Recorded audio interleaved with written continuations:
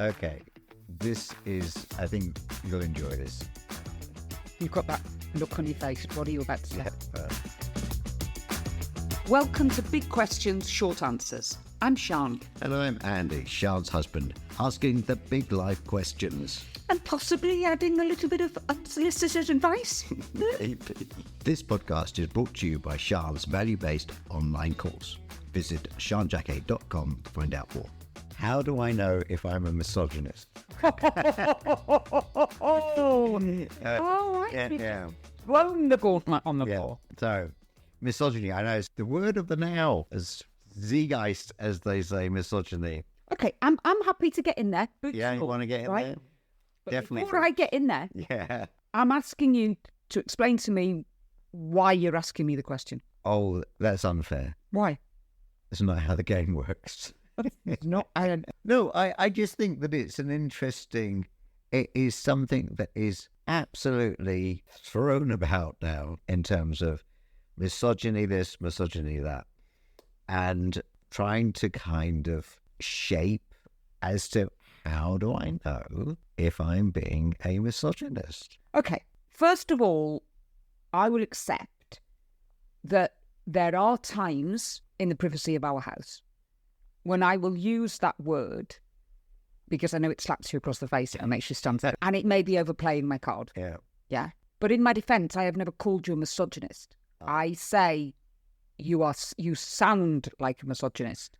You know what I mean? I will use it because it does stop you in your tracks, right? It stops most men in their tracks if I use that as a word. Again, all I can explain to you is how I see it. I am not an academic. I am not a clinical psychologist who has studied personalities where a misogynist is clearly in the frame for that kind of diagnosis, actually. Well, a diagnosis.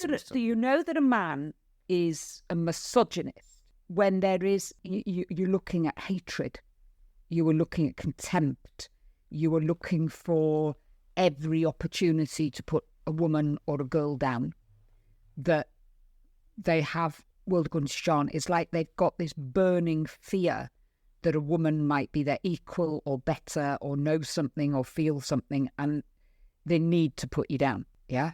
But now, there's misogyny where you can, you kick, I love the way you spit that word out. What? Misogyny. That's a stiff good word, isn't it? But there are other misogynists that I've come across, especially in leadership. Men who really, really, really do not like women. Why? What? Well, again, you'll need to go and speak. I mean, most misogyny, maybe, I don't know. Mommy issues, female issues in their growing up. I don't know, right? Or were they born? Is it just like a fundamental kind of well, it's not dislike of women, because I'm sure they'll... Well, you objectify them. You use women as a tool to entertain, to get your own jollies, to put down in a public way, belittling, seeking to control women's behaviour. The question is, how do I know if I'm a misogynist? Because there's a difference. Misogynists truly hate women. They stoke the fire of hating women. They are blamed. It is always women's fault, yeah? Because they've got an issue with the entire sex from every level. Who you are, what you are. Because you are a woman, I hate you. And hate has to be fed. Again, well, according to Sian, right? You have to feed hatred. A couple of steps down, or maybe one step, is a chauvinist, right? A chauvinist is a misogynist. Right. They believe that a chauvinist believes that he has some supremacy over women, right? And that he has a right for dominance. Right. Whereas in Sian's head, a misogynist actively wants to hurt, destroy, put down because I hate you. And it never stops. It never stops. Do you think this is an overused term? Because how many misogynists are... There's probably quite a lot of chauvinists. Well, again, it's age and stage and society and learning and all the rest of it. I don't know whether there are more misogynists than there were before. I don't know. I don't know whether there's more chauvinists. I think there are more empowered women.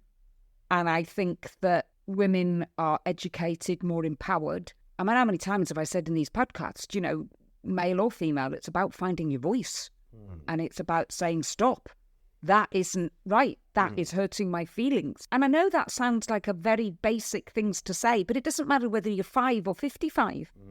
Whether you literally put your hand out and say to somebody in their face, stop, you are hurting my feelings, or whether it's a filter that you've got in your head, actually, this needs to stop because it's hurting my feelings. Yeah. Chauvinism has been culturally accepted.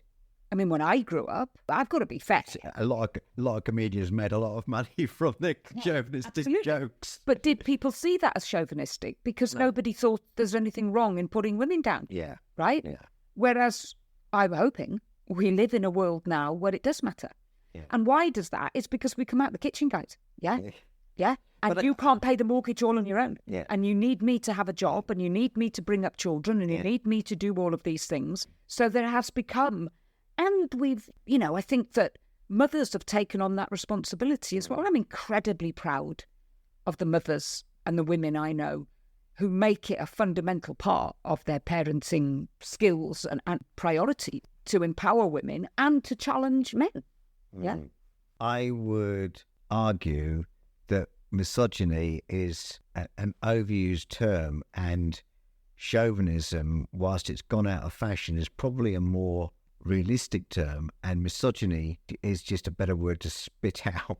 Right. Do you want me to say the truth of what I really think when you say that? Oh, yeah. I mean, I think you just represent what a whole hell of a lot of men think, right? Oh, the word misogyny is used too much. Right. Because you don't like it. Because it puts a spotlight on you. Well, it does. And it doesn't mean that you're a misogynist, by the way, but it makes you think about yourselves. And so you're doing what you do, and I'm going to be brave enough to say a hell of a lot of men that I'm around do. Oh, well, let's rubbish it and belittle it, because I don't want to be thinking about that. I don't want to be accused of that. Right. You're not a misogynist, because if you were, I wouldn't be married to you, Yeah. right? You do not hate women. I know you don't, right? But there are men that do. But misogynists would say, no, I love women. Would they? Ba, ba, ba, ba, ba. Have you ever met a misogynist? I don't think they're in my social circle, no, really. Well, I have not knowingly met a misogynist. I'm not sure I'm qualified.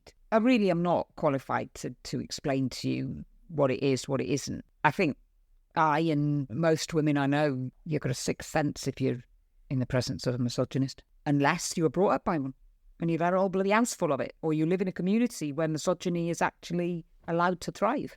Right. And then it becomes your normal. I think what you're really trying to say is you're talking about chauvinism. You know, that look at the jugs on her and, all of that kind of revoltingness, right? That's chauvinism. That's a sense of entitlement that I'm actually, of course I'm allowed to say that, yeah? And then you get and they're all so flaky because they challenge you, and good, you do it. I've heard you do it to Ty tonight.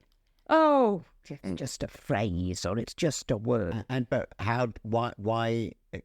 Because it's damaging, because it's belittling. Yes, and women have been belittled for so long. For so long. And that doesn't mean that there aren't men that aren't belittled, right? Yeah. I'm just saying that, if we're looking at the scales of justice, men have had it better than we have for a hell of a long time. And I think there's a redress, there's a rebalancing going on. And any kind of change and redress is hard. You included, and other men that I know and I love dearly, all raise your eyebrows and, oh God, here they go again. Picking me up because I've said that. Saying that was wrong on the television or, both me and your daughter, I am very proud to say, do not let it pass. Because we believe, and I've hopefully brought Tanith up to feel and be the same, which I know I have, I've seen her do it. Yeah, we won't let it go. We don't drop the bar. I won't fight with you. I won't belittle you. I won't judge you.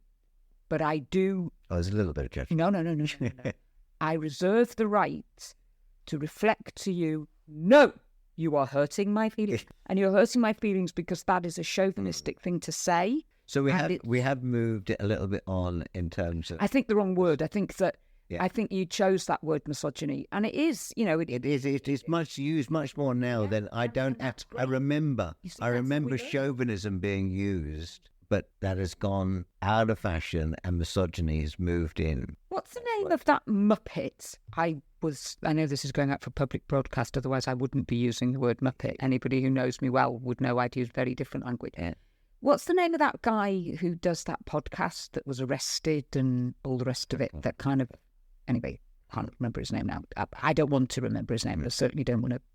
He's got arrested, didn't he? Yeah, but that's, you see, we do have misogyny, right? And there are men who are misogynistic. Right. Are there wall-to-wall misogynists? No, there aren't. There's a hell of a lot more chauvinists. But you know something? I actually have a very positive view on that. I think men are getting braver. I think they're having more confidence in having conversations. I think they are learning how to listen to the cause and effect of what you think is light boys banter. Yeah. Let me give you a very real example, right? 4 odd years ago, whenever it was, when just before the American election, when that news broke about what Trump had been saying about women, and there was the tape, and, you know, watching the news and thinking, oh, right, this is going to change things. And it never did. And within 24 hours, it became blatantly obvious to me that, is he a misogynist? Is he a chauvinist? Don't know. I'm not a clinical psychologist. It's not my business to diagnose people. In the word according to Sian, absolutely that is chauvinistic without a shadow of a doubt. That I'm confident. Yeah. Is he a misogynist? Probably. Because if I'm honest, would I want to be in a room with that man on my own purely from that point of view? After him hearing, speaking and behaving, would I want my daughter to be anywhere near him? Every bit of my instinct would say no. Yeah. I have seen and met men who have that same visceral response to us and makes me feel like that. And I certainly, again, I know you've heard me say this in the past, as a female, and I'll even go as far as to say, if you're a girl or a young woman or an older woman or whatever, we have hairs on the back of our neck for a reason. And if they start prickling because somebody is behaving or radiating something that is making the hairs on the back of your neck in that misogynistic, chauvinistic, yucky, vile way that men can do, then respond to it. Get out of there. Use your instinct, because that's why we have it, to protect ourselves. Yeah, women have a great instinct. All right, and we will leave it there. You're not a misogynist, right? I don't think, in any way, shape, or form. You know what I'm saying? I don't think you're. I think we need to tell people. You're not. You love women. I know you do. I'm not. You love women. I'm not a misogynist. You're not a misogynist. All right, let's start that again. Before we finish this, let me be clear. You are not a misogynist. Thank goodness for that. Did you have, when I first met you, some learnt behaviour that could be in the category of chauvinism? Yes. Were you brave enough to listen to both me and your daughter beat you with a stick until you realised, actually, it's not okay to say that? No. It's not okay to make that comment. It's not okay to belittle a woman, even if I don't know her, through that lens of chauvinism. And I've actually got a lot of hope for the world. I don't think the world is anywhere my world.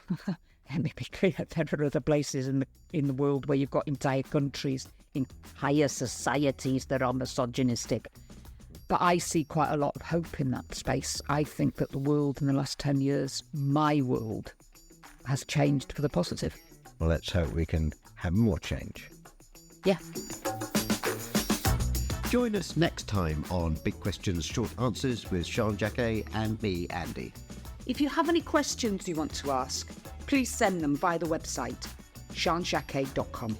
If you enjoyed this podcast, please subscribe and share it with everyone you know. We really do appreciate you sharing 15 minutes with us. And if you want to do a bit more learning, go on to Sian's website, sianjaquet.com. There's a course on values to create the life you truly love. I did it, and it really does do what it says on the can. See you next time.